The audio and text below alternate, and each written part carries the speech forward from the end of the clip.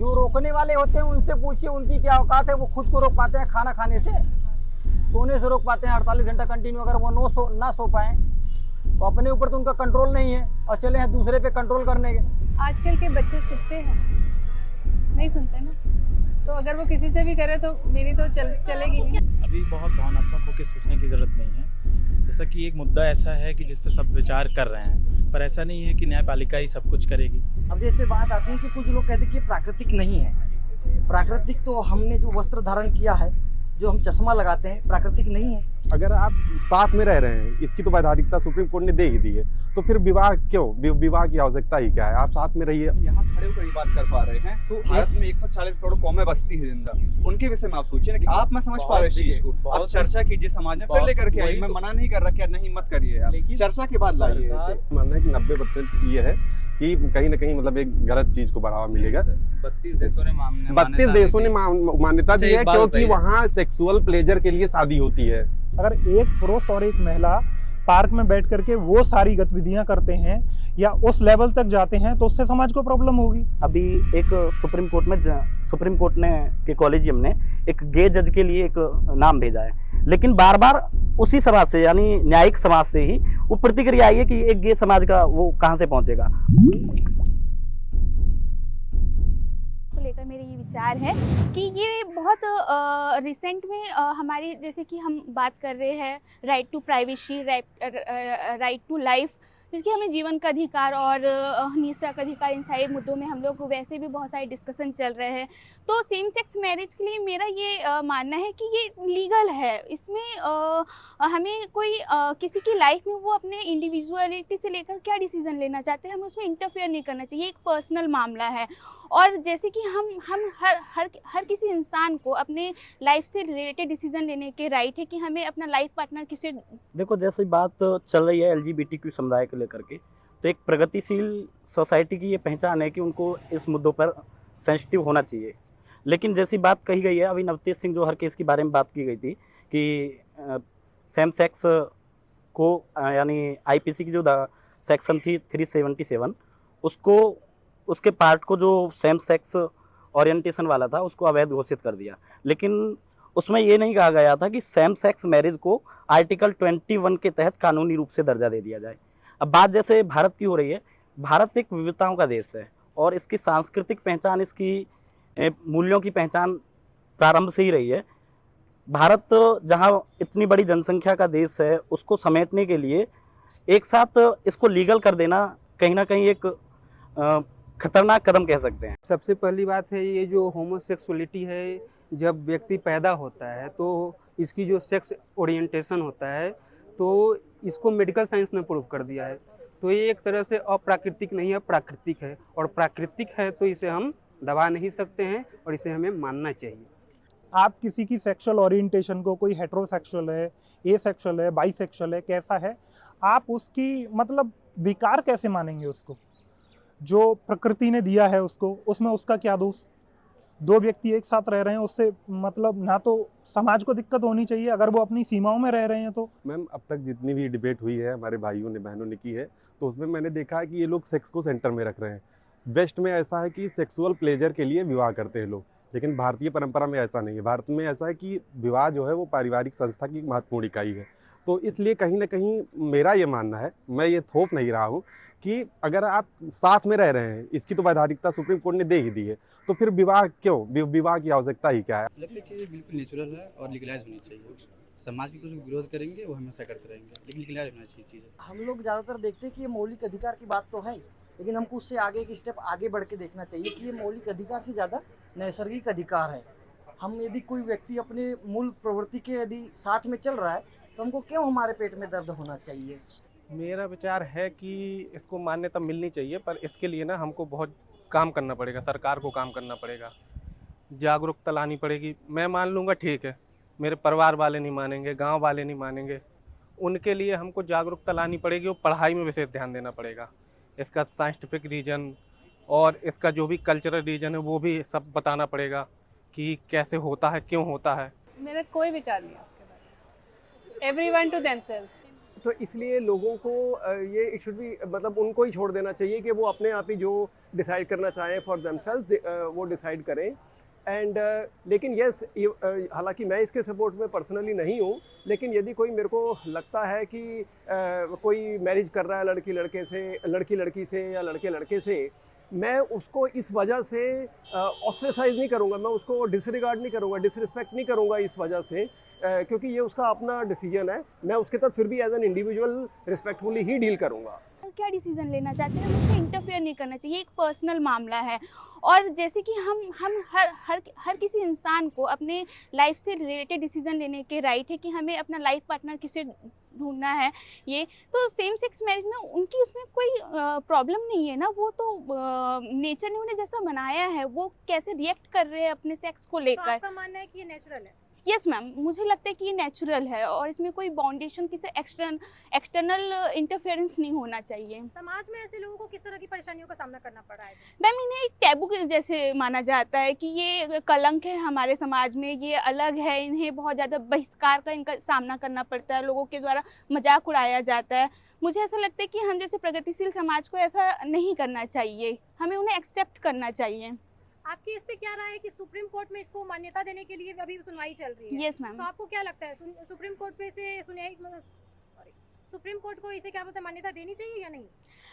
Ma'am, चूँकि ये बहुत संवेदनशील मामला है तो सुप्रीम कोर्ट को धीरे धीरे मतलब एक ऐसा माहौल क्रिएट करना चाहिए जिससे हमारे समाज की जो प्रतिक्रिया है वो एकदम उग्र ना हो, और जो स्टेप हो सुप्रीम कोर्ट का वो इस टाइप का होना चाहिए कि इस तरह झुकाव तो होना चाहिए कि हाँ, इसे हमें हमारे समाज में सभी के द्वारा मान्यता मिलनी चाहिए। विश्व के 200 प्लस देश हैं, मात्र 36 देश ऐसे हैं कि जिन्होंने इनको मान्यता दी है।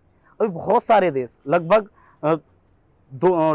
180 प्लस देश ऐसे हैं जिन्होंने अभी इसको मान्यता नहीं दी है, और बहुत सारे देश ऐसे हैं कि जिन्होंने होमोसेक्सुअलिटी को भी मान्यता नहीं दी गई है। ऐसे में सेम सेक्स मैरिज को भारत जैसा डेवलपिंग कंट्री यदि दे देता है, उसका सामाजिक ताना बाना पूर्णतः नष्ट हो जाएगा। ये सोचने का विषय है। और इसके जब लीगलिटी की बात आती है तो सुप्रीम कोर्ट को बहुत आगे नहीं बढ़ना चाहिए, क्योंकि ये सामाजिक मामला है। थोड़ा सरकार को संसदीय प्रक्रिया के साथ में चलना चाहिए। मान्यता देने के लिए मैम अभी तुरंत तरीके से इसको यथाशीघ्र लागू नहीं करना चाहिए। जैसे 2018 में इनको डीक्रिमिनलाइज किया है कि ये साथ रह सकते हैं, लेकिन शादी के लिए इनको मान्यता नहीं दी थी कि आप शादी कर सकते हो।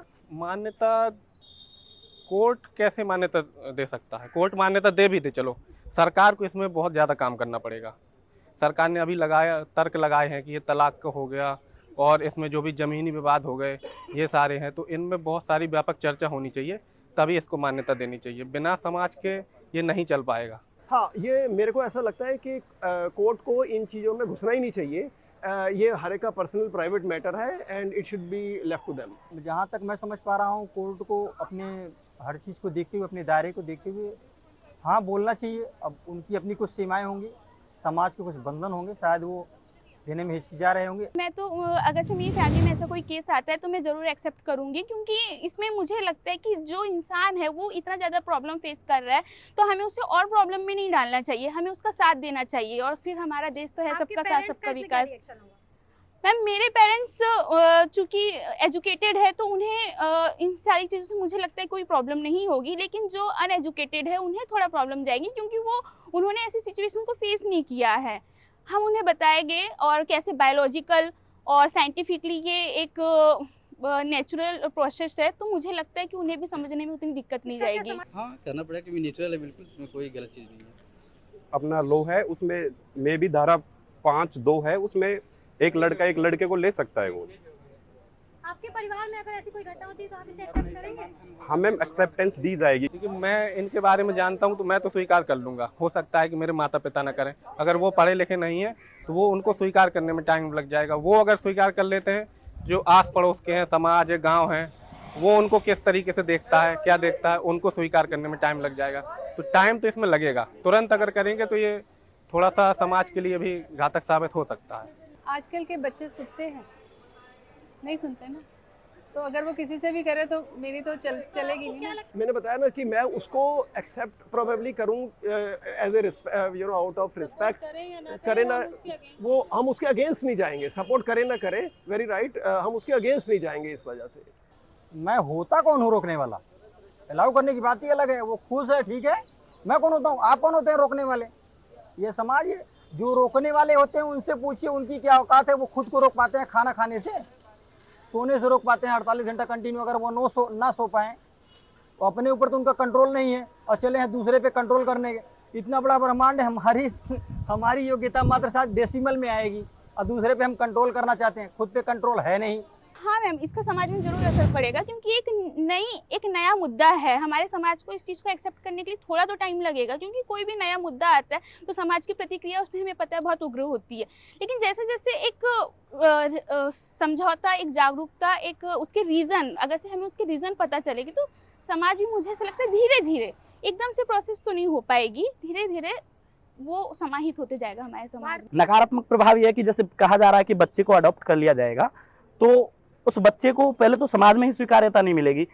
वो अपने, जब हमारे यहाँ पर बच्चे का किसी भी एडमिशन होता है तो वहाँ पर माता पिता का नाम दर्ज होता है, तो कैसे माता का, कैसे पिता का नाम, इस प्रकार की बहुत सारी समस्याएं हैं जो समाज के अंदर देखने को मिलेंगे। समाज अभी शुरू में इसको एक्सेप्ट करने में थोड़ा, नई जो चीज़ आती है उसको नहीं एक्सेप्ट करता है, किंतु अगर थोड़ा प्रेशराइज वर्ड नहीं इस्तेमाल करना चाहिए, लेकिन एम्फसाइजिंग किसी चीज़ पर अगर हम जोर देते हैं, सुप्रीम कोर्ट जोर देता है, सरकार जोर देती है वर्तमान, तो मुझे लगता है करने में कोई दिक्कत नहीं है और इसके समर्थन में ही बात की जा सकती है, वही ज़्यादा ठीक है। और समाज के लिए भी यही, मतलब प्रोग्रेसिव सोसाइटी का एक नेचर है।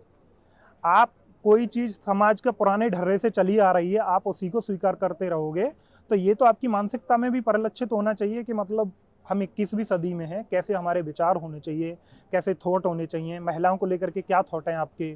समाज को इससे कोई फर्क नहीं पड़ना चाहिए।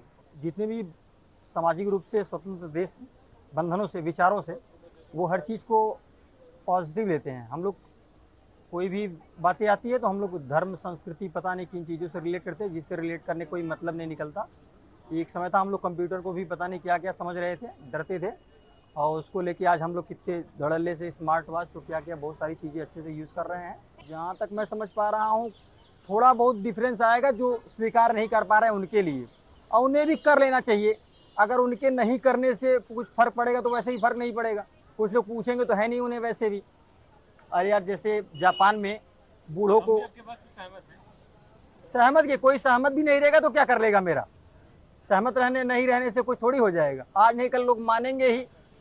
और सबसे बड़ी बात, लोग कहते हैं आदमी हूँ, आदमी से प्यार करता हूँ, ये गुनाह मैं बार बार करता हूँ। अब कुछ लोग इस गाने को अच्छा समझते हैं, ऐसे ही बहुत सारी चीज़ें हैं जो धीरे धीरे हम लोग एक्सेप्ट करेंगे और करना भी चाहिए। हर बदलाव को एक पॉजिटिव रूप में लेना चाहिए समाज को। और बाकी क्या बताएं, समाज बेवकूफ़ों से भरा पड़ा है, उसी कोई लिमिटेड नहीं है। पढ़े लिखों की संख्या चंद परसेंट में होगी, चंद परसेंट यानी कि 1% शायद, और उसमें भी समझदार की संख्या और कम है, और जो जिनकी संख्या ज़्यादा है वो समझते हैं सबसे समझदार हम ही हैं। मैम, इन्हें एक टैबू के जैसे माना जाता है कि ये कलंक है हमारे समाज में, ये अलग है, इन्हें बहुत ज़्यादा बहिष्कार का इनका सामना करना पड़ता है, लोगों के द्वारा मजाक उड़ाया जाता है। भारतीय समाज का जो ताना बाना है वो अभी इसके अनुकूल नहीं है, क्योंकि बात आती है, जब डिवोर्स की बात आती है तो डिवोर्स होने पर पत्नी उससे अपने पति से मांगती है, खर्चा मांगती है, लेकिन इसमें कैसे तय होगा कि कौन पति है कौन पत्नी है। समाज में देखो व्यवहारिक दिक्कतें 50 आएंगी, जैसे इनके जैसे कह रहे हैं कि इनको मैरिज रजिस्ट्रेशन के मामले में हो, या बच्चों के पालन पोषण के मामले में हो, या कल को चल के जब इनके विवाह विच्छेद होंगे, विवाह विच्छेद के टाइम में इनके जो कंपनसेशन का मामला, एक दूसरे को कौन किसको देगा, कौन किसके प्रति जिम्मेदार होगा, या बाहर जब कहीं रहेंगे शहर में कहीं जाएंगे तो रेंटल हाउस के मामले में हो, इनको परेशानी 50 आएंगी। और इसमें जो समस्या है वो है कि जैसे लीगल कर भी दिया जाए सेम सेक्स मैरिज को, तो अडॉप्शन करेंगे बच्चे का, तो उस बच्चे पे क्या असर पड़ेगा। क्या ये है कि माता पिता को देखकर वो बच्चा आगे उन्हीं तरह का होगा या नॉर्मल होगा, क्या सीखेगा, उनकी शिक्षा कैसी होगी, तलाक में क्या होगा, कौन पति पत्नी होगा। जैसे कई बार लोग बड़ी अलग से शक्ल बना के या अलग से नज़रों से देखते हैं, तो मेरे को ऐसा लगता है कि people should be accepting and respecting of them, क्योंकि वो ये उनका अपना एक पर्सनल डिसीजन है, प्राइवेट डिसीजन है, हमारा पर्सनल डिसीजन अलग हो सकता है।